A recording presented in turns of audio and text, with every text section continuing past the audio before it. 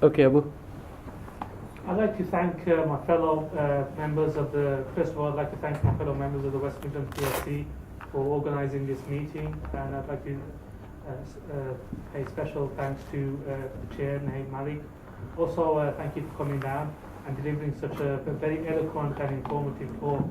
I'd like to raise 2 points. The first point is about the two universities, the Aston University and the University of Birmingham. I was wondering, perhaps after the meeting, we could exchange email addresses and you could pass over some information to me regarding the connections with Israel. And my second point is, you said that Israel does not have, is it correct that you said that Israel does not have a right to exist? Yeah. Well, I'll qualify. Well, I'll qualify that. I mean, Israel does exist. Okay, that's a reality. However, sorry. It's an entity. That's a natural language. Yeah. It's only an entity. Yeah. No, Anyway, yeah. No, I take your point, but I mean, however, it is true that obviously there was a vote in the United Nations in the 1940s to establish the state of Israel. That is a reality. And states, obviously, they either exist or they do not exist. But Israel is almost unique in having this obsession. I don't know of any other country, any other government or any other political elite of any other country in the world that is constantly harping on it, telling everybody that you must recognise our right to exist.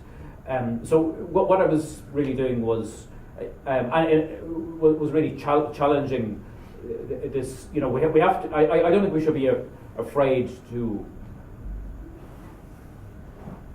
challenge the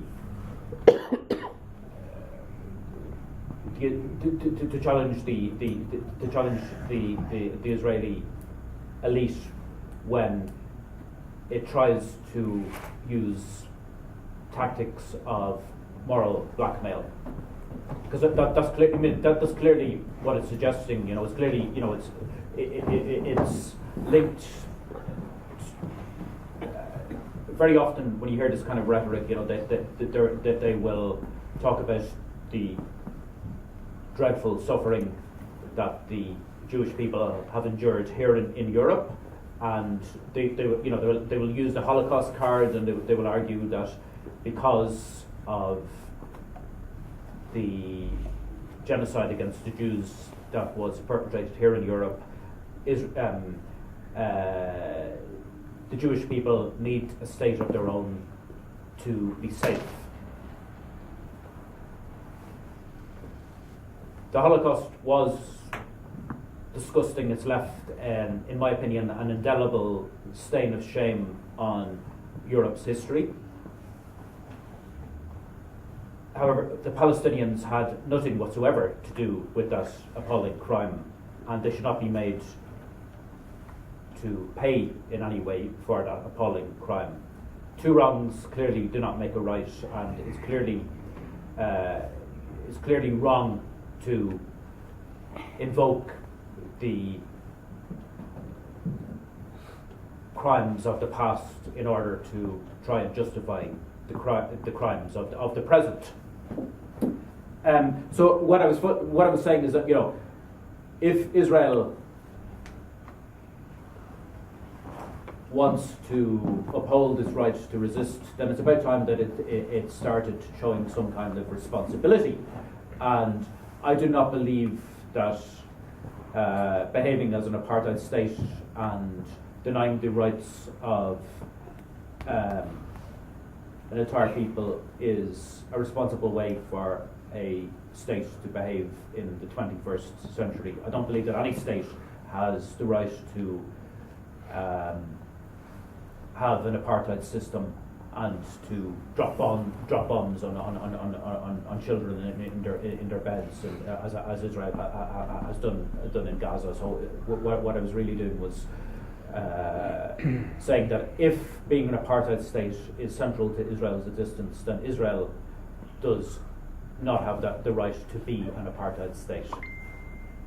Niman, you want to ask a question before you leave, or? No, okay. You're right. Yeah. Okay. Well, Thank you for reminding us once again that we didn't know already the British establishment is up to its eyeballs in racism and imperialism, wherever it goes. It's in its DNA. And of course our job is to try and break the British population from such views and policies and institutions. Tough job what we have to do, I guess. But also what you were saying, it makes it clear the European Union is also complicit in this imperialist network across the world. So we should be clear about that as well. But a lot of talk these days about immigration controls. But prior to 1905, this country didn't have any. Free flow of people. They were brought in 1905 as a result of racist agitation against Jewish people. That's the first time they were brought in. It's been like that ever since. Whenever they bring in new immigration control, they're targeting a certain section of people. They're always racist. They began trying to keep the Jews out in 1905. And of course, Balfour himself was hardly a Jewish-friendly person. And part of the Balfour Declaration was to get these inconvenient people off his hand into another state somewhere else. So when people say, well, you know, if you're Zionist, you're anti-Semite. No, I'm sorry, it's the other way around. Balfour was a Zionist and an anti-Semite. You know, it's weird people consistent. To be against anti-Semitism is also to be against anti-Zionism. We got it right, but they got it wrong. It's complete hypocrisy. So we should get these stories straight. So thanks for making that clear to us. I'll take another question. Is that Of very course, good? I didn't put my hand up, but I will still ask you. I even heard that phosphorus bombs were actually invented in Britain and supplied to US, and then they gave it to Israel in the previous attack on Gaza. And also now, phosphorus bombs are really UK's invention. Not only that, Lebanon calls Israel an entity, and I support it. Wherever I write emails to some of my Israeli contacts, I challenge them all the time, and I say, how can you be what you say you are when you don't face the responsibilities of proving to us that you are a state in any sense? Even their rabbi, who is very popular, is supposed to be humanist rights of Israel, you know, Israel's rabbi, known, you know, Ashken, whatever his name is.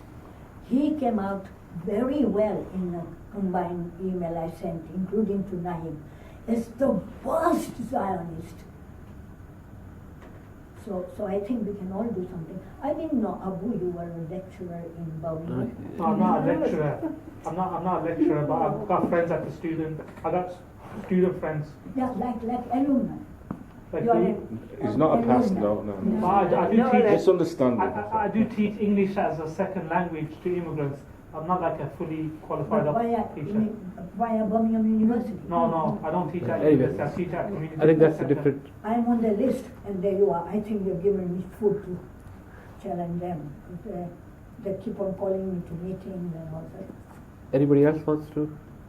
Yes, sure. Yeah, unfortunately I was going out letting people in, but I thought it was very interesting in your contribution, and I couldn't get all the details about what Aston University and Birmingham University are doing. Now there are, particularly at Birmingham University, a very active student group, and I think it'd be quite good if in the near future that you could arrange for you to come and speak at Birmingham, possibly Aston University, and develop a campaign there. They do have quite big meetings, you know.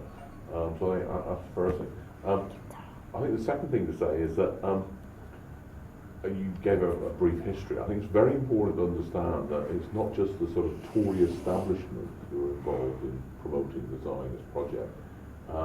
If you read a lot of the sort of Labour Party stuff then, they actually had this notion that the British Empire was extending culture throughout the world, you know, and it was a civilizing force. And they were very stark supporters of the Zionist colonial project, you know, in the 1920s and 1930s and 40s. And actually in the 40s, even the Communist Party, you know, actually supported the State of Israel. So it's not just the reactionary Tory establishment. And in 48, it was only some sections of the Marxist movement who actually, in Britain, who opposed that reactionary project. So that brings on to your point about Israel as a state and whether it's legitimate to exist. Now, I think it's a very simple point, really, and particularly with socialists, that we don't support Protestant states like in Northern Ireland. We don't support Muslim states. We don't support Jewish states. a state should be for all the people in it, and that obviously religious communities should have the right to express their religious faith in churches and mosques, wherever they want to do it, and they should be respected and protecting the law, and there should be equality in that. But the state itself should not promote inequality and privilege for particular religious communities. That's utterly reactionary, and therefore the notion of having the two states is a reactionary project. I think you've got to stand for one state.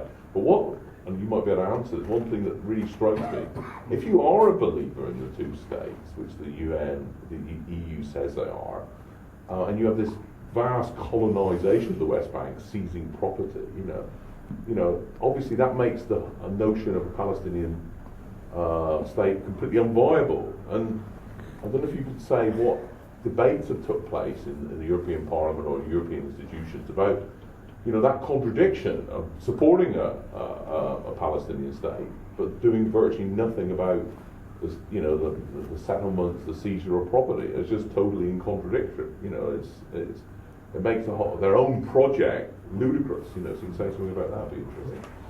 You want to answer these? Sure, yeah. Well, first of all, you asked what debate is taking place in the European Union institutions about the two-state solution. I would say there's no debate taking place. It's like a mantra. It's been repeated so often. We support the two-state solution that nobody seems to pause and ask what exactly would a two-state solution mean. The European Union, I've asked Catherine Ashton's advisors, I've asked other European Union representatives, do they recognise that do they admit that Israel is an apartheid state? And the response I got actually from, when I put in this question to Catherine Ashton's office, was that we consider Israel to be a democracy. I'm not joking. That's exactly the response. The response I got. I got pretty much word for word. And you know, of course, as you know, Israel presents itself as being the only democracy in the Middle East. Yet I think Ilan Pappé, the Israeli historian, put it best when he said that Israel is a Herrenvolk democracy, which means a democracy for the masters only. There's numerous there's numerous things you could point to show that Israel is not a democracy in any real sense of the word. The most obvious case being that I think roughly speaking 4.5 million Palestinians in the West Bank and Gaza are under Israeli control, under Israeli occupation, yet they have no say whatsoever in Israeli politics. They have no right to vote. They're not.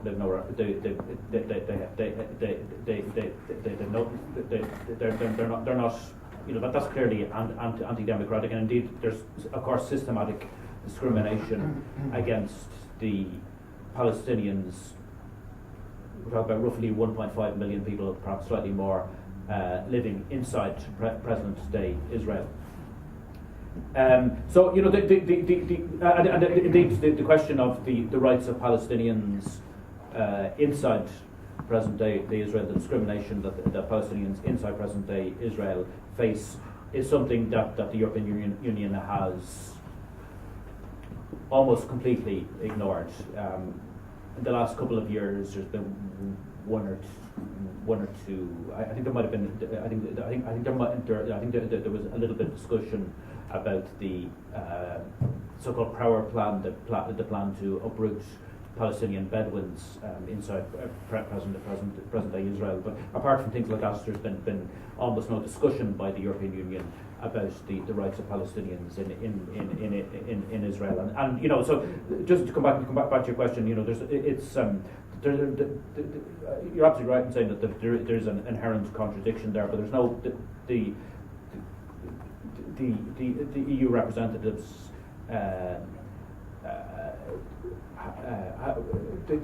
are not addressing that contradiction in any meaningful sense. There was another point about immigration control, and I just thought it was interesting.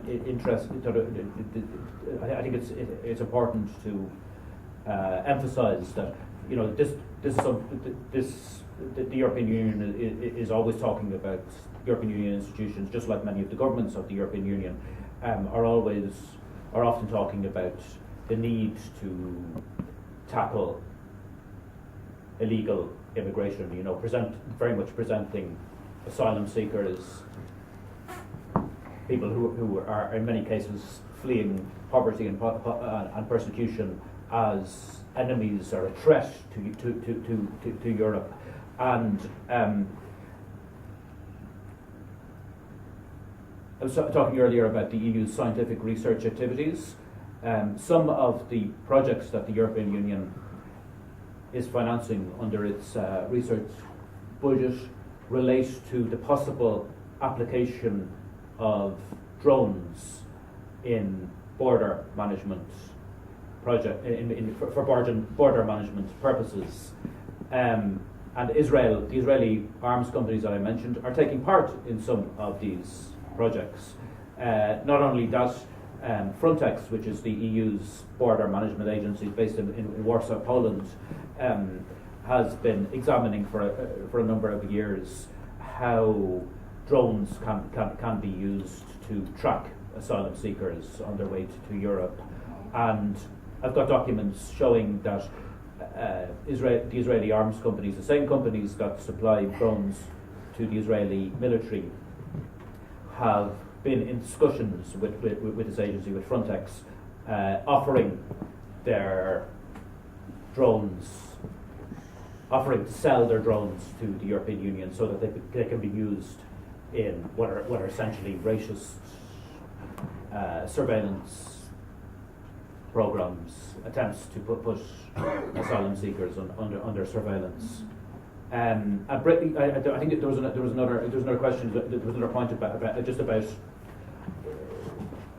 the cooperation between the military cooperation, the armaments industry's cooperation between Britain and the European Union. I'd just like to emphasise the fact that Israel actually invented drones. The first known use of drones, as far as I know, was during Israel's occupation of the Sinai, which Israelis, the Egyptian Sinai, which the Israelis occupied for some time. Israel, there's new data out from the Stockholm Institute for Peace. I think it's the Stockholm Institute for International Peace Research, the Stockholm International Peace Research Institute, that's it, or SIPRI, and the new data says that Israel is the leading exporter of drones in the world, and which country is the leading importer of drones in the world? The answer is the United Kingdom. Wow. There's a lot of, and there's been a lot of cooperation in the area of drones between Britain and Israel. The most obvious example of which being the fact that the British Army has commissioned a drone program called the Watchkeeper, which has been assembled by Elbit, the Israeli arms company, and by Thales, Thales is a French company, but it has a subsidiary called Thales UK. And the Watchkeeper actually has had its operational debut as some military analysts would put it, in Afghanistan. It has been used by British troops serving in Afghanistan.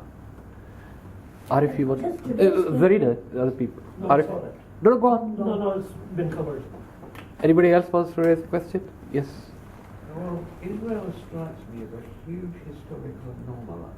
And back when Balfour was done, they took the settler state for granted. It was long established. The Western Europe had had this huge population, soaring population in the 19th century. People being herded off the land. Britain was the leading exponent of that. And what they did was basically export what the Victorians sometimes called the surplus population all around the world. By the middle of last century, most of those states had settled down. They'd either exterminated or marginalised the locals, but there was still what we might call a few active settler states. Obviously, South Africa, so-called Rhodesia. They became pariahs as opinion turned against the settler state, and they had to make peace in the end. But there's still that one anomaly which somehow got a pass, Israel. And when I was a kid, we had Australia openly inviting people to immigrate at subsidised rates, offering them guaranteed jobs, which were completely fake. They lasted 6 weeks and then were dumped. Israel is still trying to encourage mass immigration. It's still actively driving people off the land. There's nothing else quite like it anywhere now. It belongs to, almost belongs to the 19th century. And it's time it came to an end. And I certainly don't think a state like that has a right to exist. Anybody else wants to ask a question? Just 1 second. I think one thing we need to make clear on this two-state solution or one-state solution or whatever is that a two-state solution is not really on offer. Anybody who thinks it is, all right, is mistaken, because Netanyahu has said you're not going to have a two-state while he remains prime minister. But he's basically, and then he's saying that he wants to start negotiating. What is he negotiating for? They haven't even defined their boundaries. They don't even know what a two-state would look like. On one side, you will have Israel that will control everything that happens in Palestine. It will control the Palestinian Authority. The Palestinians would not have control of their own airwaves. They would not be able to put an airport within Palestine. Their airport has to be in Jordan. So really, the two-state solution is just a misnomer, is to divert your attention from what Israel is actually doing. And I think if the EU doesn't understand that, they must be really thick. What are they doing? They all know, the European powers, the United States, know it's a colonial project, and it's a project to drive away Palestinians from their lands and to colonize it. And that's what's happening. I mean, I think in the Jerusalem Online, they were advertising yesterday, asking people in Europe to support a campaign to take Israeli Jews or Jews who left Israel 3,700 years ago and are now living in India. Now, I don't know how they make the connections, because the pictures you can see, they had more Chinese features than they had European features, which most of the Jews have. So I mean, I think that's another misnomer. It's really not a debate on real issues. It's diversion from actual problems that the Palestinians face. I think Arif. My understanding of history, which I have touched upon a little bit in my minimal education, is whenever there has been a crusade, which even you would probably agree Bush and Blair started this time, they openly said so as well. Whenever there has been crusades, they've always been terrible results at the end of it. When crusaders went anywhere, they murdered, massacred, burned, destroyed everything along the way. And creating Israel, basically it was another same thing, destruction along the way, everywhere, destroying the Palestinian land and everything. What I can't understand is, isn't there any way that we put our leaders in the dock, for instance, and say to them that, look, yesterday a house was demolished, a Palestinian home was demolished yesterday, and all the kids are on the street without a shelter. And don't they see that there is where we can be that? Yes, Stuart. That point was made by our last speaker, very impressive, and I think the figures are that 10,000 Palestinian buildings have been destroyed by Israel in their process of occupation. So if you're constructing a second state, sure you don't destroy the buildings, it's going to be a basis thing. I also did really ask, and probably pretty negative reply, but aren't there any forces inside the parliament? I mean, there are left parties like the French Communist Party, the German left party. There are some people, haven't they actually raised issues and challenged the EU in any sense, or has that been a very, very political thing?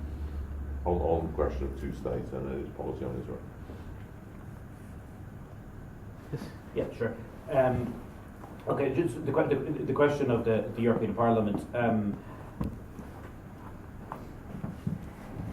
Of the three main European Union institutions, the European Commission, effectively the executive of the European Union, the Council of Ministers, which brings together the EU governments, and the directly elected European Parliament.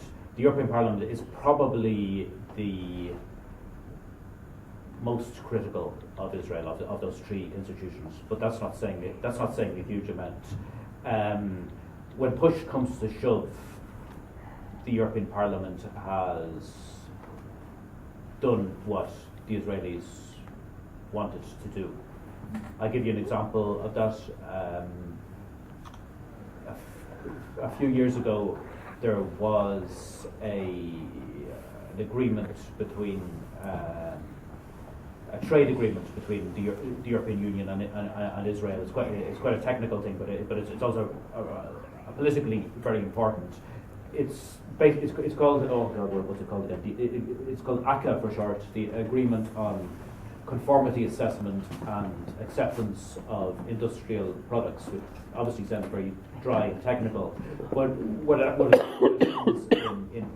it means is that quality controls that the Israeli authorities carry out on industrial goods will automatically be recognised by the European Union authorities. It's at the moment it's limited to medicines and pharmaceutical products, but it could be extended to other industrial goods.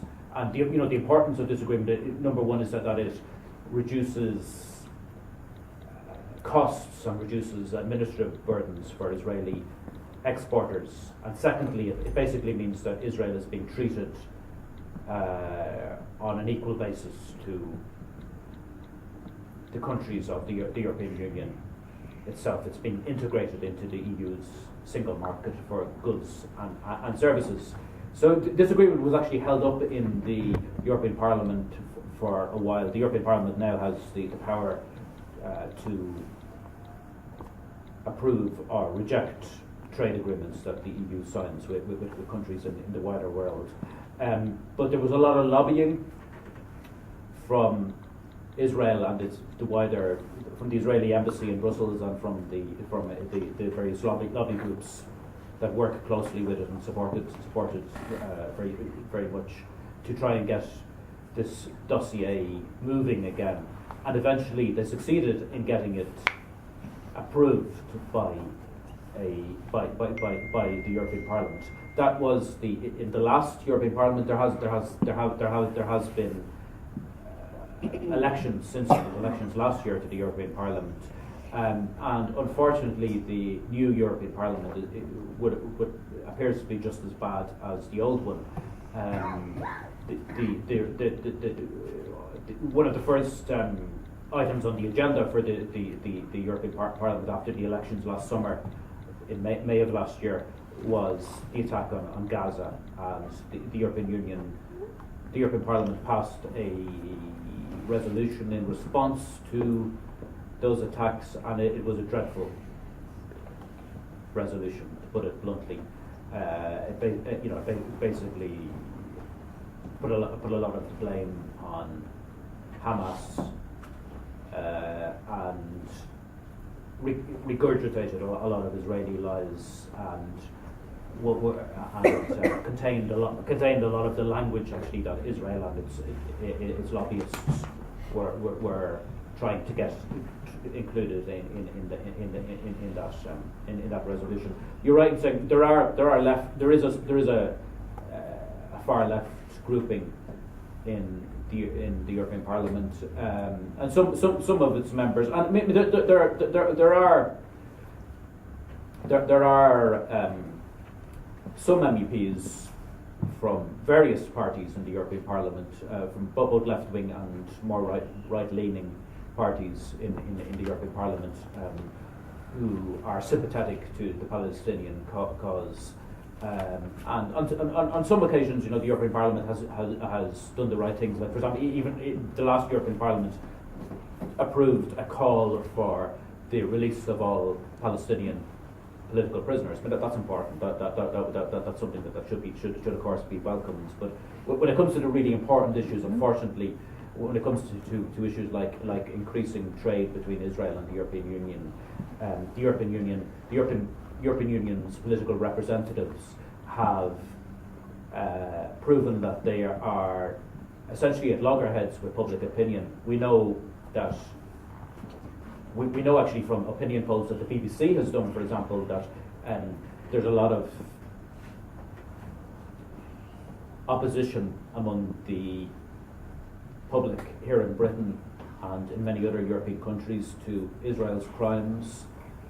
And we know that ordinary Europeans are voting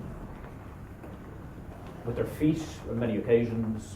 They voted with their feet by going to huge demonstrations in London last summer against the attack on Gaza. They are voting with their shopping baskets in refusing to buy Israeli produce.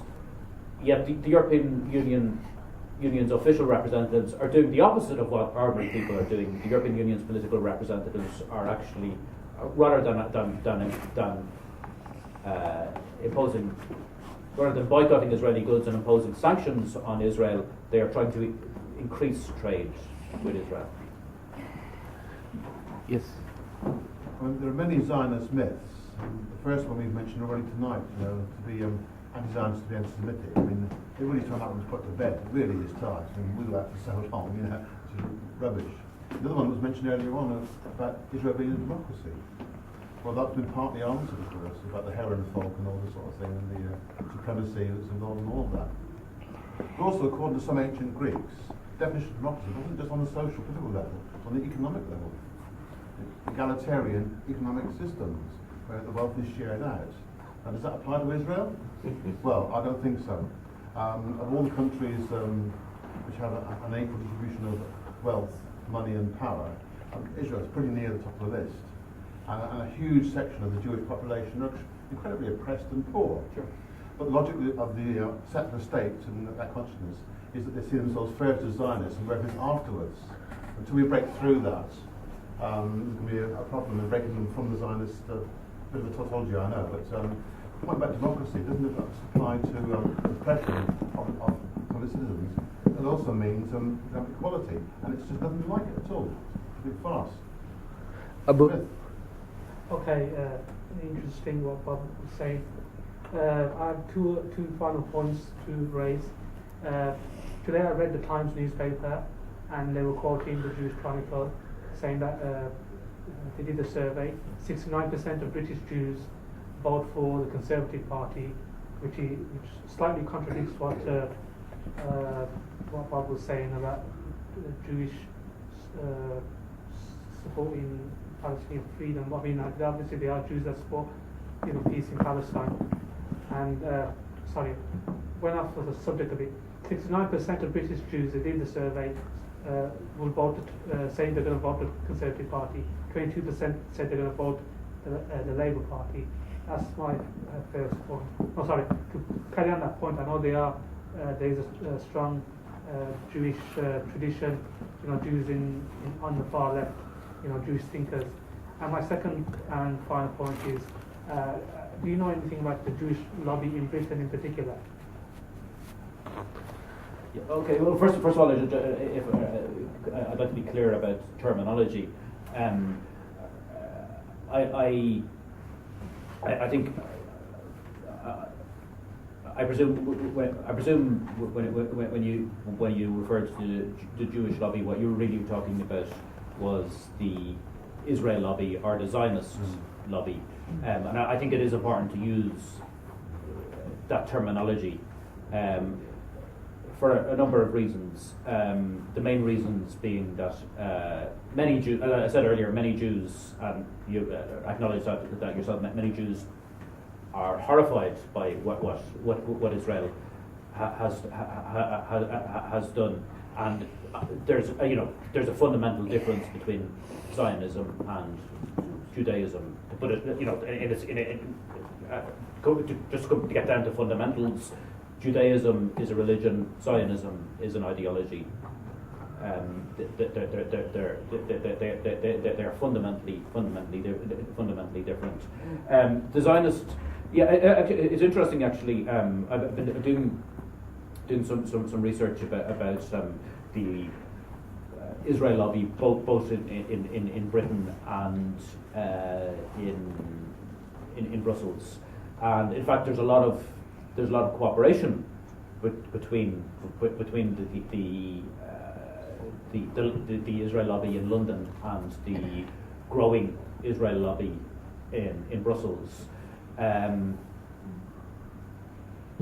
In the Conservative Friends of Israel, the lobby group within the Tories, is run by a man called Stuart Pollock.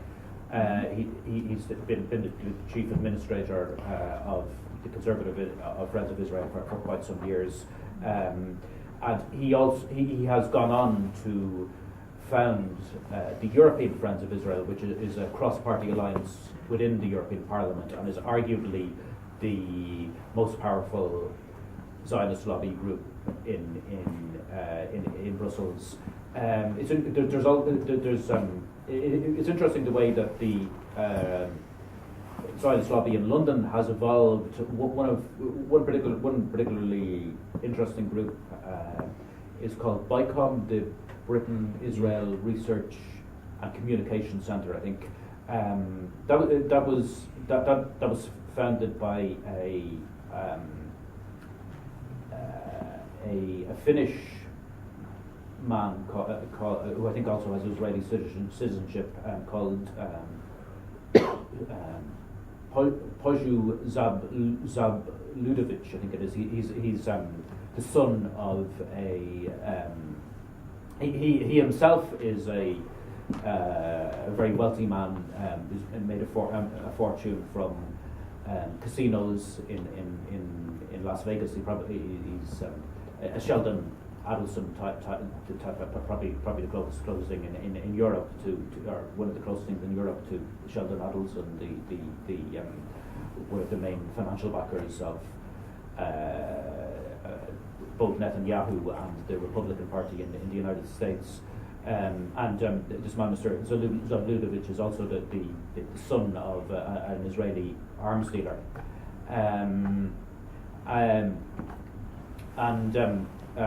This organisation, BICOM, it's very much connected to Labour Friends of Israel for a number of years. Many of its staff had previously worked for Labour Friends of Israel.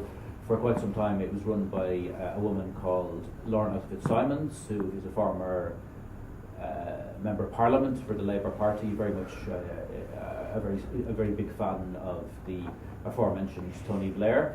It's now run by a man called Dermot Kehoe, who is also involved in Labour Friends of Israel. His late partner, I think, was the chairman of Labour Friends of Israel. and it has also developed links with it has also been providing assistance to a lobby group that is operating in Brussels. So the Zionist lobby in Brussels, in London, is branching out in many ways. And I want to emphasize as well. I mean, the reason why I objected, for want of better words, to the use of the term Jewish lobby is that there's quite an important Christian Zionist component to the lobby. I mean, Tony Blair, for example, is not Jewish, but he is a Christian Zionist, and he has actually been part of Labour Friends of Israel. One of the first things he did when he was elected to the House of Commons was to join Labour Friends of Israel. And there are many other Labour MPs who joined Labour Friends of Israel because it was perceived to be a shrewd career move. A shrewd career move. There are many other Christians who have supported the Zionist lobby both in London and elsewhere. Thank you. I think I'm going to just take two final questions. Anybody who hasn't asked a question yet would like to ask one? I just want to make an announcement at the end. Okay, that's fine. I just wanted to make a comment that Go for us, Britain, Labour or Conservative, they are both behaving like Zionists. I put a post on Facebook as well the other day. For me, it's the same shit on a different time. Okay, Zarina. I thank you first for letting me. Today's debate on politics today has been really trashing the new concept which the government has been using of non-dom. That means people like even Shobana Mahmood, she's an MP of the Labour Party, she is born here, but because her father isn't, she could be deported. That new thing has cropped up today from Radio 4 onwards. I have been following it. So, people like me who are not even born here, whose father hasn't been here, we are prone to be deported. Now, this is very shocking new thing, which I think relates to your boundary drawn policy. I can link it with it. Non-domed is fraudulent. Anyway, Stuart, let's not get into that debate. You wanted to ask a quick question? Yeah, I just wanted to sort of make a quick announcement. As people will know, one of the big threats developing is UKIP, with its racist xenophobic politics. Next Wednesday at the Wellington at 7:30 is a comrade who's a bit of an expert on it, Mike Pixton, speaking at a joint meeting of Socialist Resistance and International Socialist Network. And we're also hoping Robert will come along and talk about his election campaign for left unity in this area, challenging the cuts and challenging our reform. Okay, thank you, Stuart. I think we would like to finalize it, but I think before we do that, perhaps you could consider what we can do in terms of Europe, EU, to put pressure so that there is sanctions against Israel, there's boycott, and there is divestment across Europe. Perhaps you could bring those things together, and with that we will end. But I think the only thing I would say is before you leave today, make sure you take as many leaflets as you can, because I don't want to take any of them back home. You don't have to distribute them yourselves. Give it to your friends, a few each. If they're sitting here, they will only get wasted. So I'd rather you take them and distribute as much as you can. Okay. So before you leave, please take any. If the packets are not open them up and take the whole packet. Okay. Thank you very much. Yes, sorry, where are you from? From Dublin, Ireland. Just for a second, he hasn't finished yet. He's good. What can we do? Well, first, I'm not a campaign strategist, so perhaps I just want to make that clear. But in my view, I don't think it's necessary to reinvent the wheel.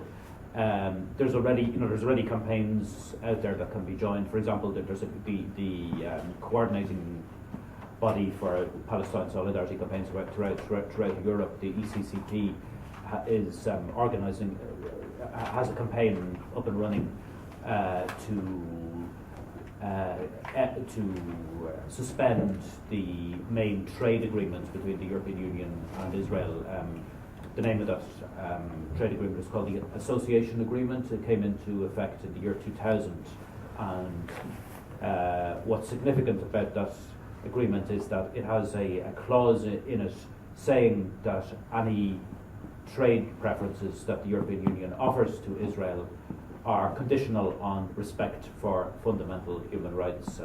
Over in the intervening 15 years or so, Israel has violated the rights of the Palestinians in countless ways every single day, yet the European Union has refused to actually invoke that clause and to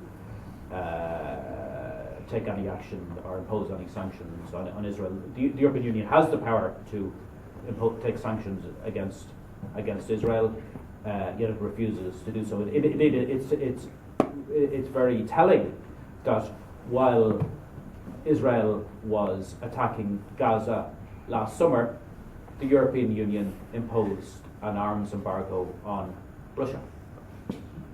That says it all. So I mean, there's a lot of that shows you how flagrant the double standards are. The European Union will take action in response to certain things that it doesn't like, but will ignore or come out with a very weak response to appalling crimes when there are strategic interests at stake. I think the name of the campaign is No Association with Occupation. If you Google it, you probably and it's on it's also available on the website. There's information also available on the website of the ECCP, the European Coordination for Campaigns for Palestine. I can't remember exactly what it stands for. I think, of course, I mean, just to reiterate, I'd also, encourage you to. I'm very happy to give you more, whatever the little bit of information I have about the cooperation between between universities here in Birmingham and Israeli firms and institutions.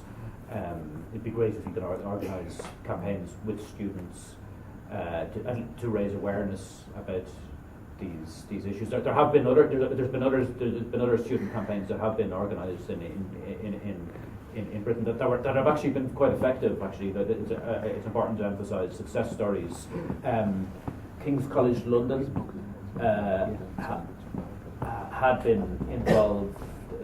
I think the project is finished now, but it had been involved in a European Union funded nanotechnology project.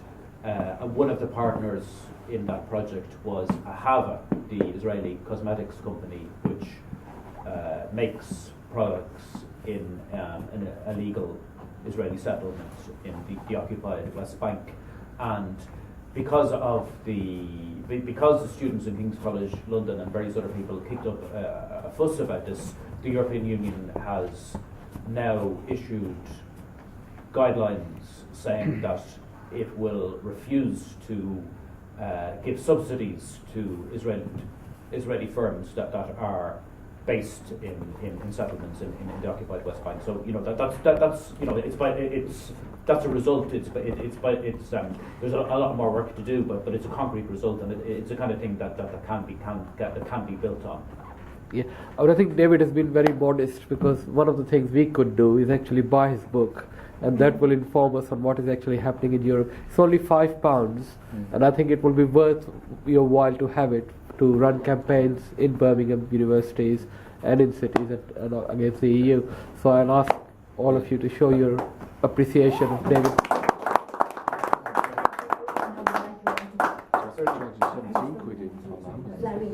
Yeah, it is 17 quid on Amazon, so it will be worth buying. Yeah, that's right, yeah. That's right.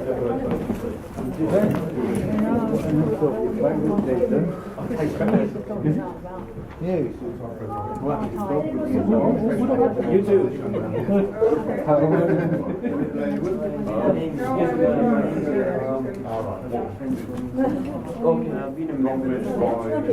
It looks like at the back.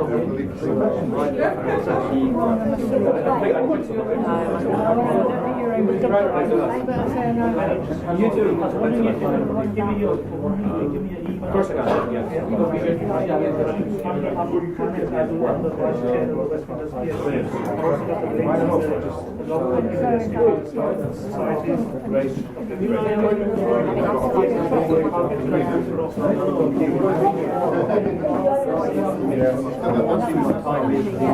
Yeah.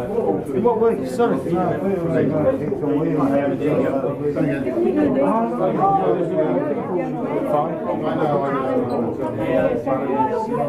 Is this thing still running? Oh yeah. Naeem.